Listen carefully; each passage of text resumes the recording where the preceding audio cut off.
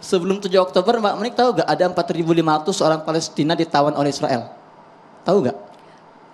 Kenapa nggak dibebasin? Gini, bedanya antara tahanan dengan tawanan. Jika napi berada di dalam tahanan Israel, keluarganya masih bisa jenguk. Masih ada tahu dia sakit. Buktinya pemimpin Hamas Yahya Sinwar kanker otak di dalam penjara Israel. Diobatin gak sama Israel? Diobatin, sembuh. Sebentar. Apa balasannya? Melakukan serangan teror 7 Oktober 2023. Ini buktinya. Sebentar Mbak.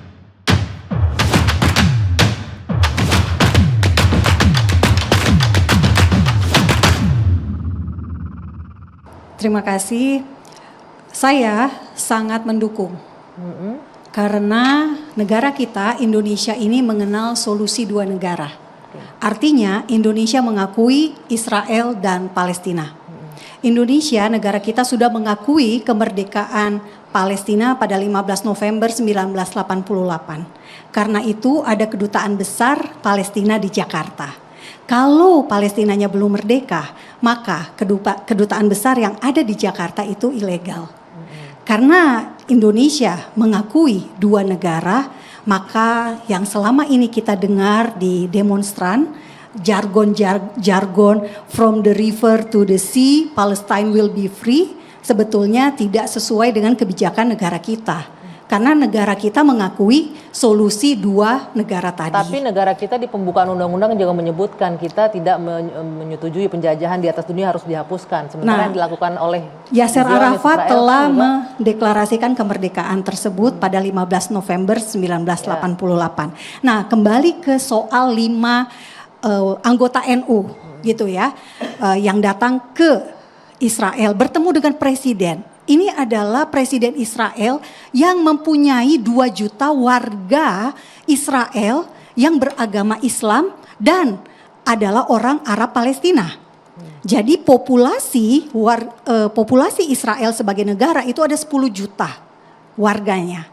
Nah 10 juta itu terdiri dari 2 juta orang Arab Palestina yang memilih menjadi warga negara Israel. Nah, dari 2 juta itu 1,2 juta adalah Muslim. 800.000 adalah Kristen. Kalau ada orang Indonesia datang ke Israel dan bisa bertemu dengan presiden Israel, itu karena Israel sangat-sangat ingin mencari pertemanan, persahabatan antar bangsa. Anda mahasiswa jika ingin datang bersilaturahmi dengan presiden Israel, pasti pintu dibukakan. Karena Israel tidak mencari musuh, tapi Israel mencari teman. Ya baik Mbak Anggi. Saya ingin memastikan dulu ke Pak Taufik. Jadi ini yang mengundang Israel kan? Yang mengundang ya. Jadi bukan 5 orang yang datang, tapi diundang. Diundang oleh organisasi. Nah ya. Ini menunjukkan kocar-kacirnya diplomasi Israel hari ini. Mereka panik karena mereka sudah ditolak di mana-mana, sudah dimusuhi, sudah terungkap kejahatan yang selama ini bertahun-tahun mereka make up muka mereka dengan sedemikian cantik, ya dengan berbagai propagandanya. Sekarang terbuka semua, tidak ada yang mau mendekat, tidak mau mendekat. Akhirnya dengan keputusasaan mereka mengundang anak-anak muda, ya. Karena mereka tidak bisa menggait tokoh-tokoh Indonesia, para pejabat yang sudah melihat keburukan mereka. Akhirnya mereka berusaha mengundang siapa aja lah yang penting datang gitu. Maka saya katakan bahwa teman-teman 5 kader NU ini korban framing. Korban framing Israel yang berusaha ingin menunjukkan kepada dunia, kami baik-baik saja. Tunggu, kalau dibilang korban framing mungkin saya agak kurang setuju ya. Karena mereka juga dengan sadar dan mengerti mereka bukan anak kecil yang tidak paham kondisi kan ya di sini ya. Itu pertanyaannya. Tidak paham kondisi dan situasi apa yang terjadi di sana. Ya, itu pertanyaannya. Itu yang harusnya kita jadi pertanyakan. Tapi yang pasti kedatangan mereka itu dieksploitasi oleh pihak Israel. Ya kan? Ya. Dan ini yang diuntungkan sebetulnya pihak Israelnya. Enggak juga, resistensinya kan besar. Ya, artinya setelahnya viral, ternyata kan wah ini nggak sesuai ekspektasi mereka kan gitu. Tapi saya juga saya kasihan juga sama 5 orang ini gitu ya. Entah mereka sadar atau nggak sadar, tapi mereka sudah di framing, mereka sudah dieksploitasi oleh Israel itu. Dan itu bukan pertama kalinya Ya. Kita melihat ini ada satu influencer barat Amerika itu curhat. Apa dia bilang? Kami ini ditawari oleh Israel untuk datang ke Israel, dibayari, dikasih uang saku. Satu tugas kami, memuja-muji Israel. Seperti ini kan? Nah, Betul. Boleh, jadi boleh. Ya. kalau Itu tidak betul ya. Tidak betulnya Tidak yang mana? betul. Enggak, yang bagian mana tidak betulnya Mbak? Dibayar, Oke. itu tidak benar. Hah? bukan saya ngomong itu sudah viral. Iya, tuh. makanya saya klarifikasi itu tidak benar. Jadi untuk ke Israel, karena Israel dan Indonesia itu belum punya hubungan diplomatik, individual harus apply visa sendiri ke kedutaan besar Israel terdekat, yakni di Singapura. Oke, enggak, tadi yang disampaikan Mas Husen konteksnya ada seorang influencer Amerika yang Ya. mengaku Ya, dia influencer ditawari, Amerika diiming-imingi, itu- dibayar. Ya, mungkin yang di Amerika itu dia bisa saja harus dijelaskan siapa namanya pengundangnya. Oke. Setahu saya yang pihak NU itu tidak dibayar. Betul tidak? Memang NU tidak ada kan yang bukan bilang, bayaran tidak ya. ada yang bilang NU dibayar, Mbak Moni. mereka, Fokus dulu, jangan mereka asal. diundang itu karena ada permintaan dari Indonesia dulu. Oke, permintaan dari Indonesia? Iya, dalam Dari mana? arti gini. Saya bilang kayak tadi saya lakukan. Mbak Anggi, Sebentar, permintaan dari Indonesia dari mana?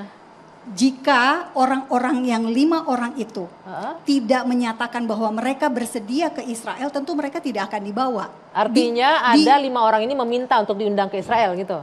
dalam arti begini, ditawari dan mereka bersedia. Beda kalau Gitu ya. ditawari dengan minta. Iya, ini berubah-ubah mengajukan nih nih, Mbak, harus kata-katanya beda, ini dua, nggak dua hal yang logis. berbeda nih. Karena begini, Diatur dulu napasnya Mbak Monik, atur Sebentar. napas dulu. Ini ya. jangan sampai Dia kita ngomongnya juga. logis. Ya. saya logis. Justru Anda yang tidak logis. Kita lagi ngomongin tentang Indonesia, ngomongnya kok ke Amerika, gitu ya. Ya, saya ingin bilang bahwa teman-teman di NU itu memang ada yang mengajak. Nah, itu Ya, dia ada yang Pak. ngajak. Dan Tapi ini yang diajak jejaring. mau kan? Iya, diajak mau. Tapi memang kalau soal dibayar take home pay tidak, tapi Betul. semua perjalanan itu dibiayai. Difasilitasi. Difasilitasi. Betul. Oke. Gitu. Bukan mengajukan diri Dan tadi saya ingin sebutkan ya. menegaskan bahwa di NU itu sudah Mic-nya Pak, membuat Kiai. surat instruksi untuk melarang berhubungan dengan lembaga-lembaga yang terafiliasi ke Israel. Institut Leimena atau Institut Global Engagement atau American Jewish Committee, itu udah ada surat loh resmi Oke. dari PBNU itu. Jadi kalau 5 orang ini berangkat itu jelas tidak berkoordinasi dengan PBNU atau PWNU di DKI, sama sekali tidak. Oke. Udah Gitu. jelas ya, bukan atas kemauan, tapi Bukan atas undangan. Tapi apapun itu disayangkan juga, kenapa mau berangkat ke sana di tengah-tengah kondisi yang sedang seperti ini, begitu kan ya, Ya, Mas Husen ya? itulah kenapa akhirnya pihak PWNU mengambil sikap tegas ya. Ya. Alhamdulillah. Itu artinya membuat kita tenang. Ya, jadi memang ini hanya oknum. Oke. Karena ini bukan pertama kali dan ini harus diluruskan, betul. Nah, tadi gini, konteksnya disebutkan bahwa ini Israel dari upaya mencari teman saja. Nah, tadi. iya, unik. Memang Israel itu kalau mau cari teman, hentikan pembunuhan di Gaza itu. Exactly. Boleh Hentikan saya itu. bicara, kalau Ya, mau exactly. menghentikan perang di Gaza, maka langkah yang pertama harus dilakukan adalah bebaskan sandera sekarang juga. Ya sama-sama kan punya Masih ada sandera masing-masing. 120 orang tawanan di tangan 10 Hamas. bulan Warga Palestina ini juga ada di korban sandera. itu sudah berapa ribu di Israel dan Karena masyarakat 7 Oktober Pak, Pak korban di Kiai, Gaza 7 Oktober itu ada serangan namanya masyarakat tragedi sipil. teror yang dinamakan oleh Hamas itu sebagai operasi Badai Al-Aqsa. Iya. Mereka merencanakan dengan sangat serius. Tapi Human kalau Rights memang Watch mau sudah menyerang menemukan Hamas, data. jangan menyerang masyarakat sipil Oke. gitu loh. Israel Ini selalu sampai masjid mengevakuasi. masjid Ketika dibom, rumah sakit mau dibom, menyerang. anak-anak sampai Oke. sekarang sempat bantuan dilarang masuk Evakuasi. gitu loh. Bantuan sudah ada 700.000 Ya, ton tapi awalnya kan dulu bantuan juga- kemanusiaan itu juga karena sejak tekanan perang negara dan dibawa oleh internasional. 38.000 truk.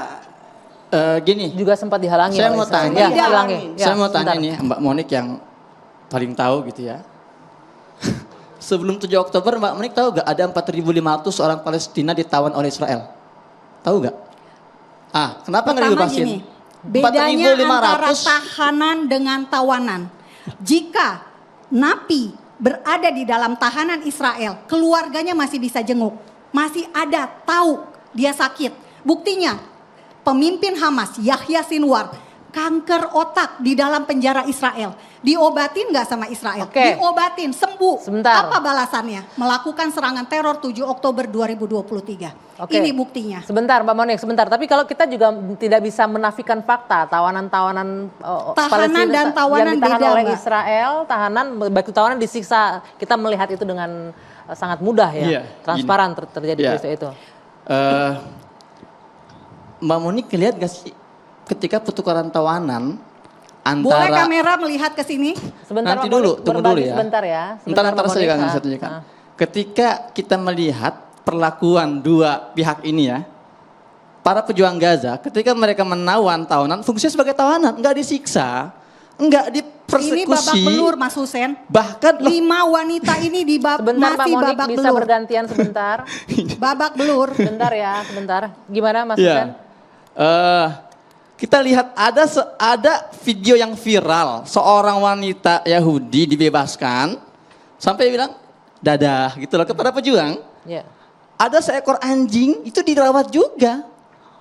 Mbak Monik mau ngasih lihat foto, saya akan kasih lihat foto ya. Perbandingan antara tawanan, ini tawanan Palestina di penjara Israel, perhatikan.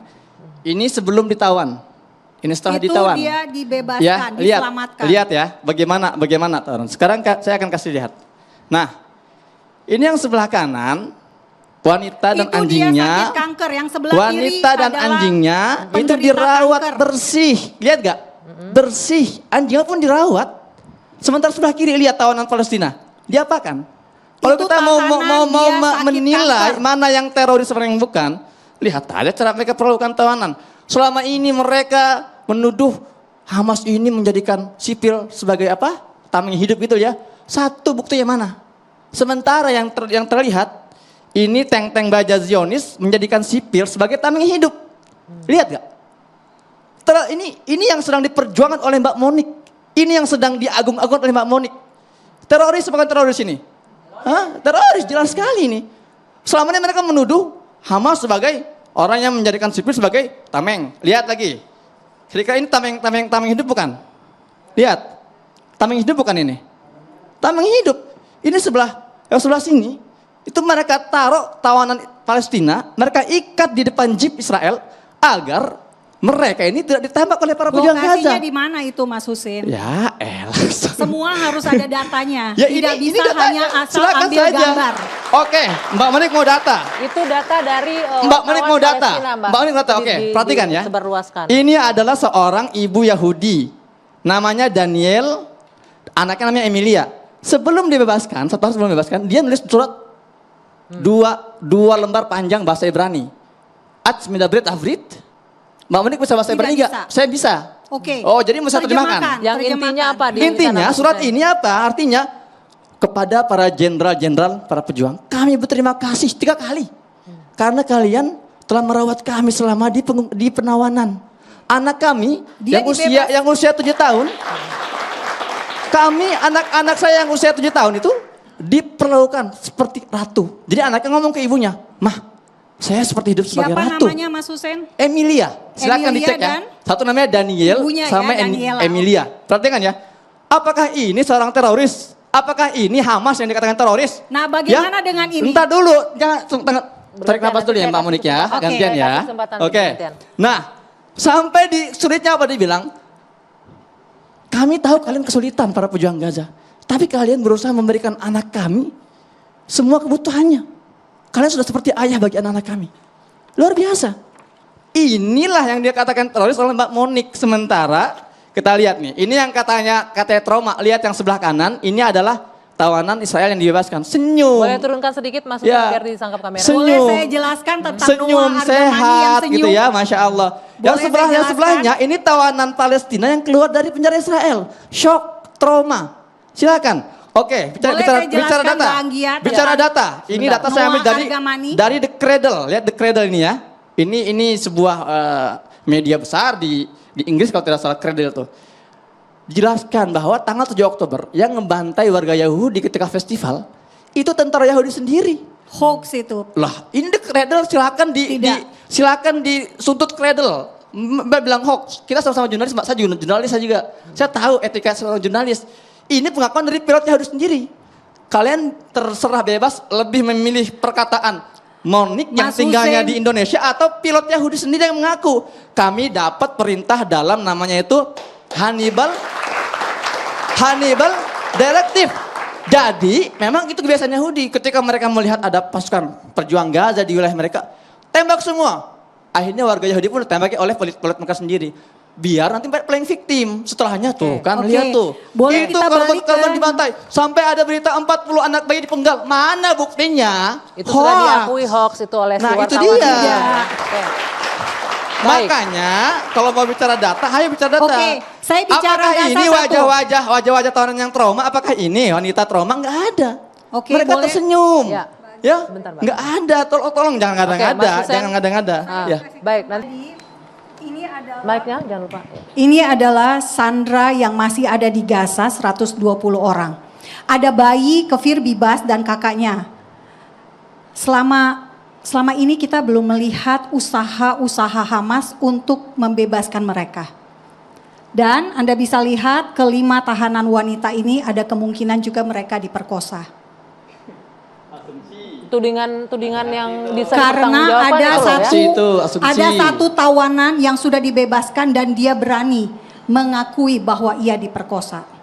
Versi tawanannya ini. Versi tawanan dan Oke. tawanan itu untuk apa bohong? Karena dia akan mempermalukan dirinya kalau dia bohong. Itu ada Ini buktinya. adalah namanya Hers Golin Pauline. Dia tangannya jadi buntung selama di tahanan.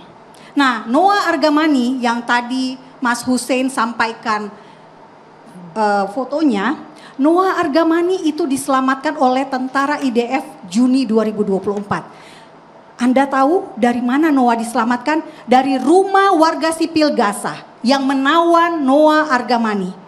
Warga sipil ini pekerjaannya, bapaknya dokter, anaknya jurnalis untuk Al Jazeera dan Palestine Chronicle. Mungkin Mas Hussein kenal dengan jadi itu yang menawan. Jadi itu jadi pembenaran untuk melakukan serangan terhadap dokter dan jurnalis itu maksudnya. Ini adalah operasi penyelamatan sandera. Ya, artinya itu pembenarannya, Operasi kan? penyelamatan tentu Oke. saja akan ada korban dan korbannya adalah komandannya, komandan dari IDF. Tapi faktanya kita tahu yang jadi korban dokter Faktanya. dan jurnalis loh Mbak di situ. Bukan komandan Kenapa Hamas. dokter dan jurnalis menawan warga sipil? Ada buktinya itu. Noah Argamani adalah saksi hidup. Dan Noah Argamani akan pergi ke Amerika bersama dengan tapi saya- Netanyahu untuk bertemu dengan Bentar, Biden. kalau berbicara soal saksi dari pihak Israel, saya mohon maaf ya, karena kita beberapa kali menemukan fakta yang disampaikan seringnya adalah hoax gitu, tidak berdasarkan data. Saksi gitu. yang dibebaskan itu dari 253 tawanan, masih ada 120 di Gaza. Oke, sekarang sisanya sudah dibebaskan dan itu bisa menjadi saksi hidup. Baik, saya sudah kasih Mbak Moni kesempatan. Saya ingin kembali ke tema kita nih, Bang Pigai. Saya minta pendapat Anda bagaimana dengan pertemuan 5 warga NU ini, kader NU ke Presiden Israel. Dampaknya apa dan manfaatnya apa untuk Indonesia sebenarnya kalau Anda melihatnya? Jadi gini, saya disclaimer dulu ya, bahwa posisi standing position saya itu sesuai dengan jalan konstitusi. Negara kita jelas posisi terhadap persoalan Israel dan Palestina. Ya. Posisi politik juga jelas, posisi konflik juga jelas. Jadi kalau kita tidak bisa lebih jauh atau lebih hebat dari standing posisi negara kita. Ya, mulai dari zaman dulu sampai dengan hari ini Presiden juga berkali-kali sampaikan hal yang sama. Pak Prabowo juga menyampaikan hal yang sama dari sisi posisi itu. Dari sisi posisi politiknya. Kemudian apa yang bisa dimasuki oleh rakyat sipil? Rakyat sipil hanya bisa masuk dari sisi soal solidaritas kemanusiaan. Oke. Nah, apa yang dilakukan Dari NU sisi ini? solidaritas Bentar. kemanusiaan ini ada dua perspektif, Mbak. Saya melihat teman-teman dari komunitas Muslim di Indonesia itu memperjuangkan solidaritas kemanusiaan dari perspektif ukhuwah Islamiyah.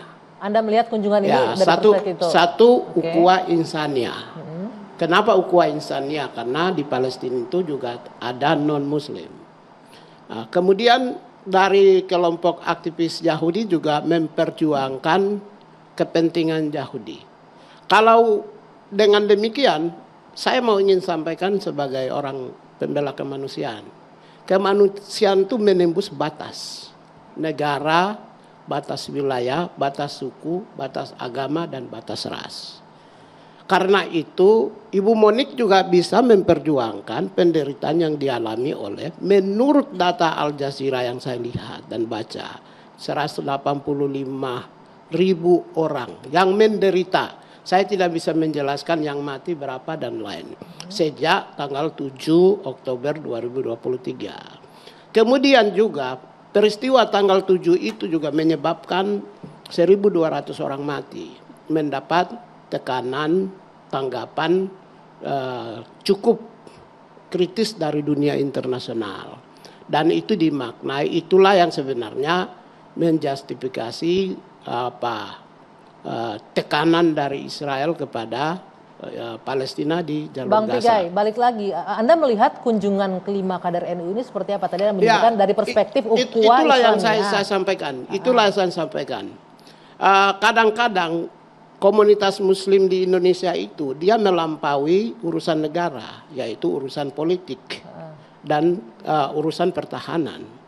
Nah, sebenarnya kalau dia lokus kepada ukhuwah Islamiyah dan Insaniyah dalam konteks human right, humanitarian intervention saja, maka saya pikir bisa mendapat dukungan positif tidak hanya di Indonesia tapi di dunia internasional. Tapi permasalahannya, Bang Pigai, sebentar, permasalahannya kan konteksnya bukan ini, sudah jelas tadi disampaikan dalam video yang viral itu tujuannya untuk menormalisasi hubungan Israel dan Indonesia. Ya. Sementara pemerintah kita saja tidak Itu punya kan hubungan diplomatik menyampaikan dengan setelah Israel. pertemuan.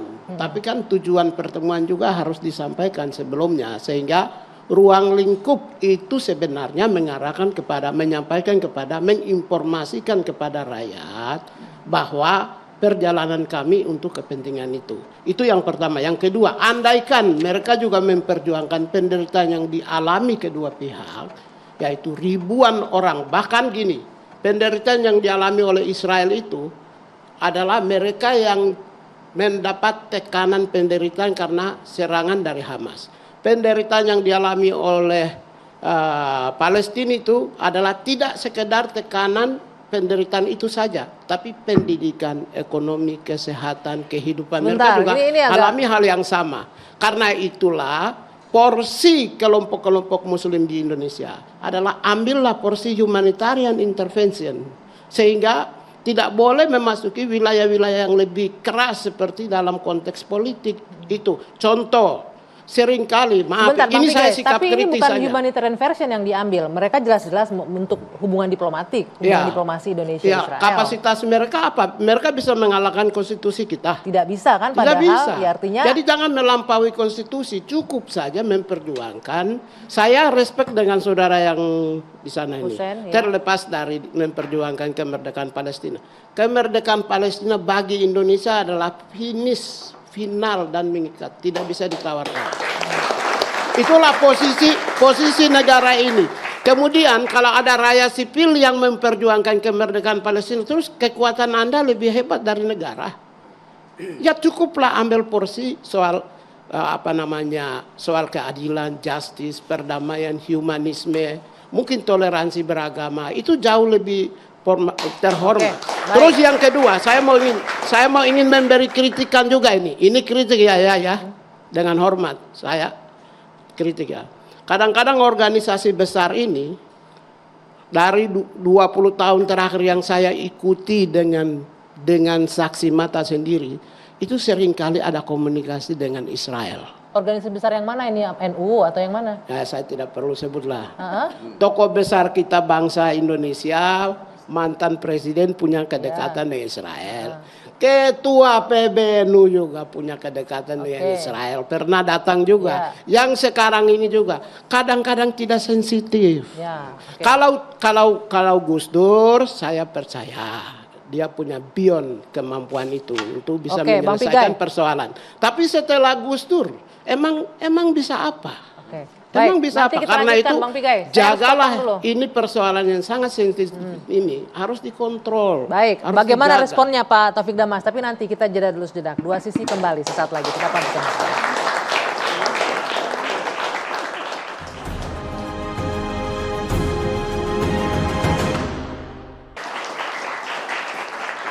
Kita tiba di segmen akhir dua sisi. Saya mau ke Pak Taufik Damas tadi yang disampaikan Bung Pigai bahwa dia mengkritik juga nih untuk PBNU nih. Kalau zaman Gus Dur dia masih bisa menerima lah ya gitu ya. Tapi sekarang apa yang bisa dilakukan dengan melakukan kunjungan, melakukan upaya diplomasi dari 5 orang kader NU ini?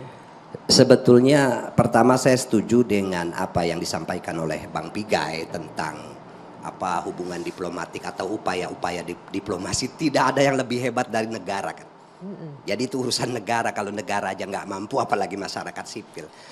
Sikap solidaritas itu kan memang ada dua. Pertama solidaritas reaksioner seperti saudara-saudara kita yang mungkin demo, doa bersama, menggalang donasi itu sah juga, bagus gitu loh.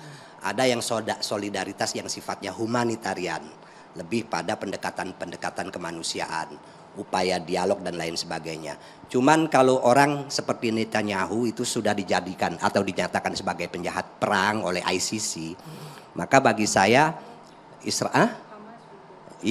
maka bagi saya sebetulnya dialog lintas iman itu tidak relevan kalau mereka menggagasnya gitu loh. Jangan-jangan itu hanya kamuflase saja gitu loh.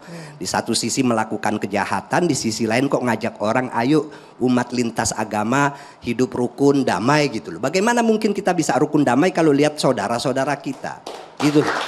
Ternyata dibantai gitu loh. Saudara ini bukan cuma karena sama-sama Islam. Kalau saya termasuk orang yang humanis, siapapun kalau diperlakukan tidak adil, saya pasti berada di posisi orang-orang yang diperlakukan tidak adil begitu loh. Artinya yang dilakukan oleh Israel itu apa? Dengan tidak sesuai perkataan dengan perbuatannya juga kan? Iya gitu loh. Jadi harusnya kalau ingin bersahabat ya stop lah itu kegiatan yang 10 bulan terakhir ini belum berhenti-berhenti itu loh. Korbannya sudah luar biasa, masyarakat sipil yang jadi korban banyak. Maka tidak ada kata lain bagi saya, stop gitu. Melalui forum ini saya minta didengar atau tidak didengar, stop kegiatan kejahatan yang ada di Gaza itu, stop itu.